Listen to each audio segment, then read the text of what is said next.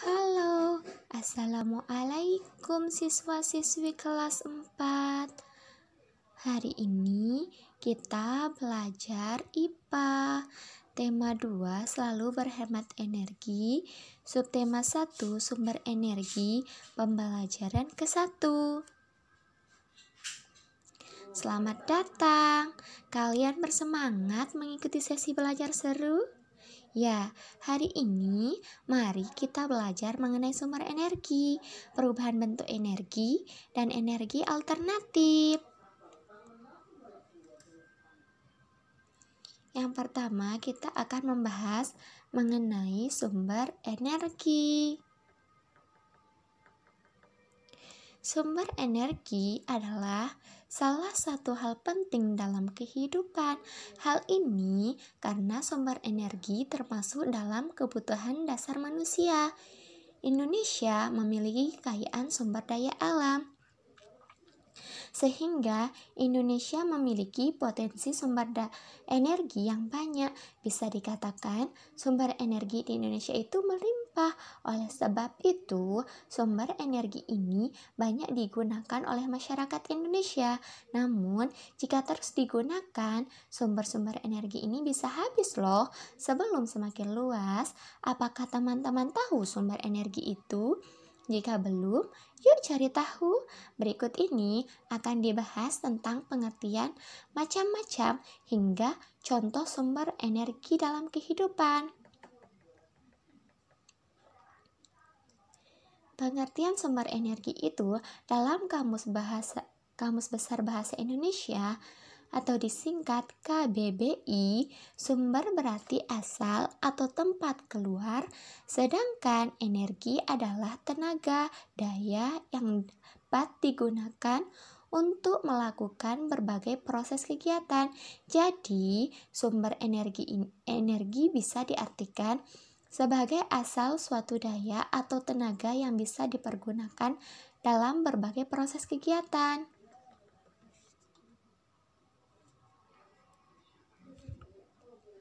Selanjutnya yaitu ada macam-macam sumber energi. Sumber energi dalam kehidupan terbagi menjadi dua, yaitu sumber energi terbarukan dan sumber energi tak terbarukan. Yang pertama yaitu sumber energi terbarukan. Sumber energi terbarukan adalah jenis energi yang berasal dari sumber daya alam dan tidak akan bisa habis bila digunakan. Hal ini karena sumber energi terbarukan selalu terbentuk dari proses alam.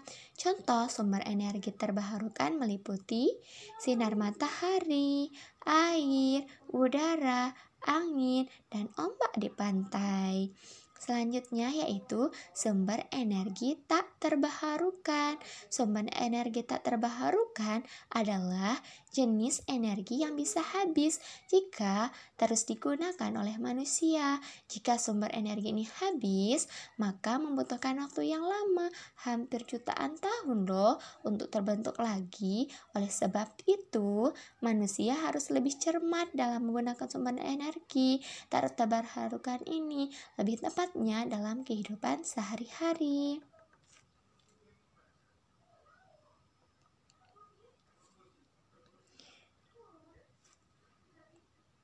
Selanjutnya yaitu perubahan bentuk energi.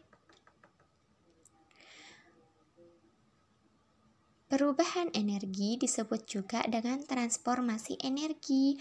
Perubahan energi dikenal juga dengan istilah konversi energi, yaitu proses mengubah energi dari satu bentuk ke bentuk lainnya. Berikut adalah contoh-contoh perubahan energi. Yang pertama, contoh perubahan energi listrik. Energi matahari menjadi energi listrik. Energi matahari bisa dimanfaatkan menjadi energi listrik. Teman-teman, contohnya adalah panel surya. panel surya yang menyerap energi matahari, kemudian di dalam panel surya itu akan terjadi proses yang menghasilkan arus listrik. Setelahnya, penghubung pada panel surya akan menyalurkan energi listrik. Dengan begitu, kita bisa memenuhi kebutuhan listrik dan sumber energi alternatif. Yang kedua yaitu contoh perubahan energi angin menjadi energi gerak.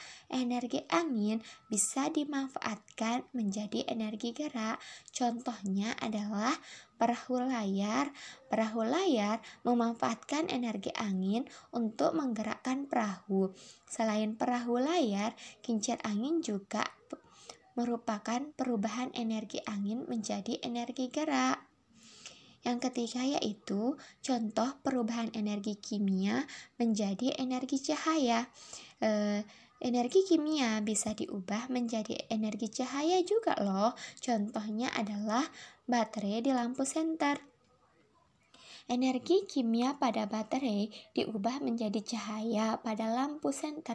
Contoh lain perubahan energi kimia menjadi energi cahaya ini adalah penggunaan baterai pada ponsel. Selanjutnya yang nomor 4 yaitu contoh perubahan energi kimia menjadi energi gerak.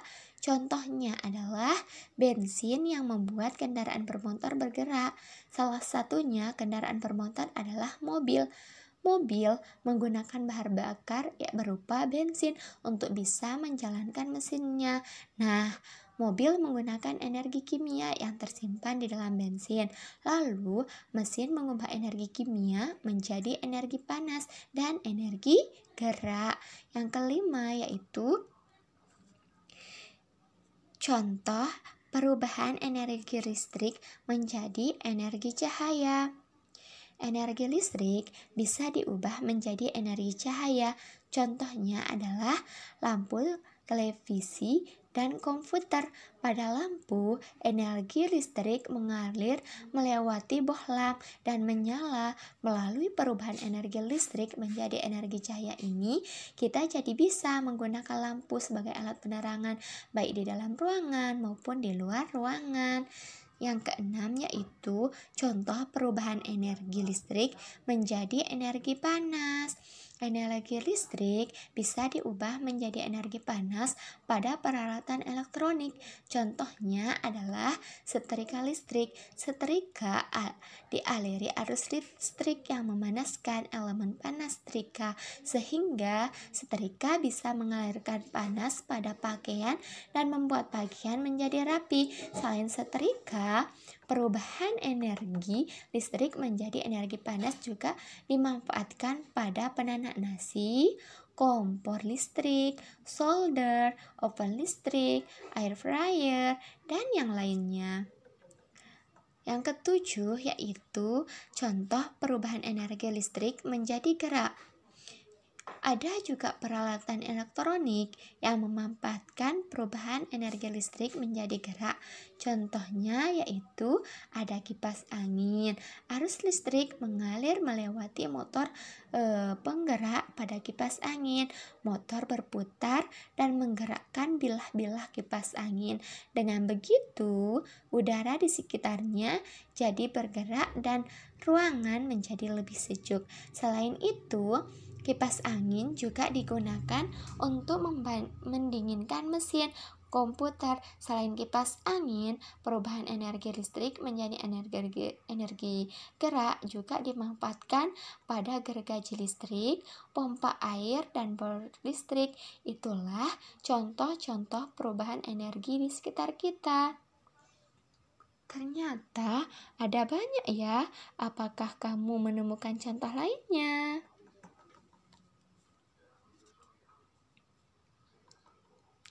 Selanjutnya yaitu kita akan membahas mengenai sumber energi alternatif. Energi alternatif dapat mengambil peranan penting untuk kelangsungan hidup masyarakat di masa yang akan datang. Energi alternatif adalah semua sumber energi yang bertujuan menggantikan bahan bakar konvensional.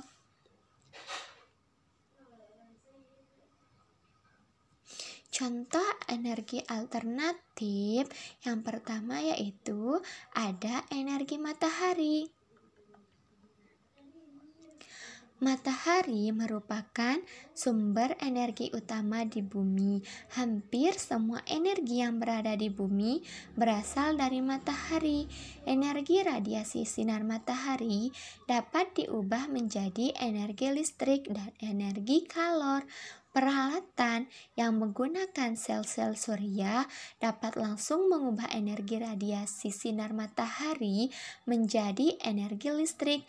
Pada saat ini, sel-sel surya mulai ditawarkan di pasar negara kita untuk dipasang di rumah-rumah.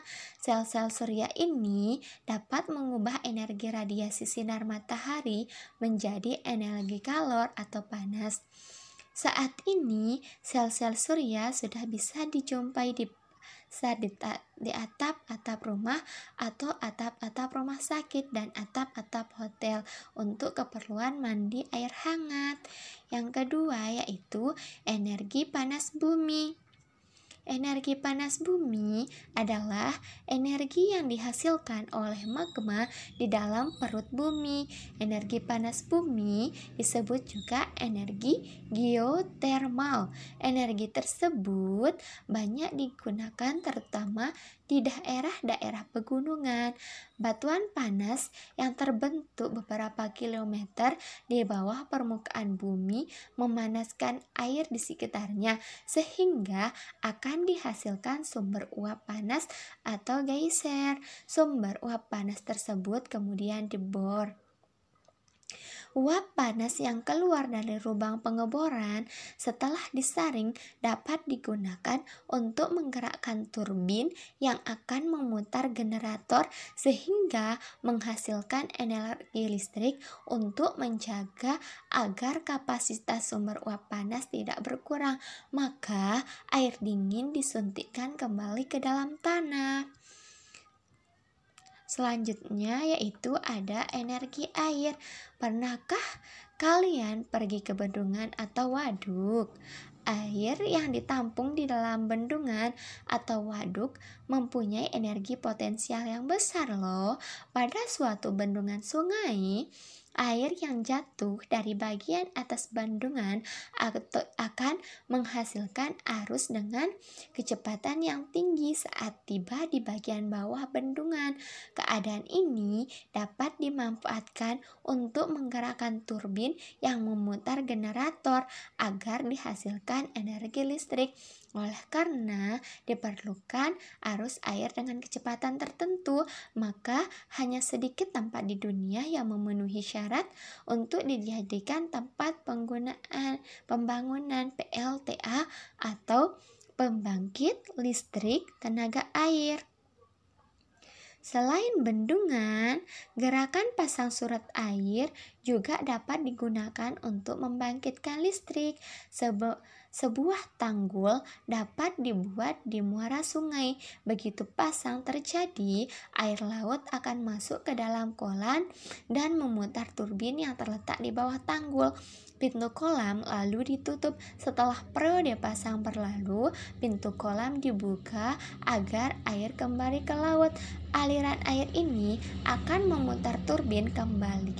Putaran turbin akan menggerakkan generator sehingga dihasilkan energi listrik. Selanjutnya yaitu ada energi angin. Angin adalah salah satu sumber energi alternatif yang murah dan tidak mengakibatkan polusi yang berbahaya.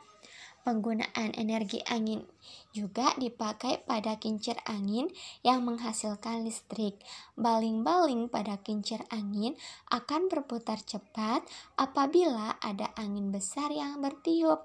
Putaran ini dapat menggerakkan turbin pada suatu pembangkit tenaga listrik. Jadi, energi angin dapat dijadikan sumber pembangkit energi listrik. Selanjutnya yaitu energi biomasa. Biomasa merupakan bahan organik yang dihasilkan melalui proses fotosintetik.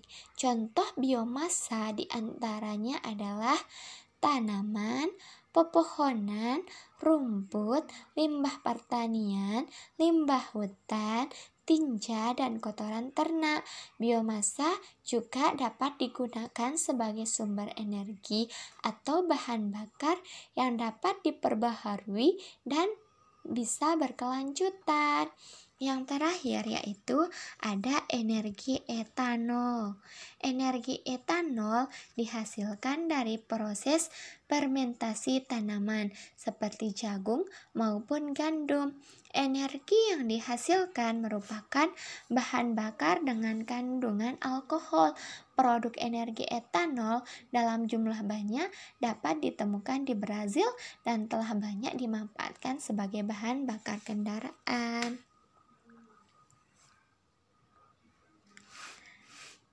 Demikianlah belajar kita hari ini. Semoga materinya bermanfaat bagi siswa-siswi semua. Wassalamualaikum warahmatullahi wabarakatuh.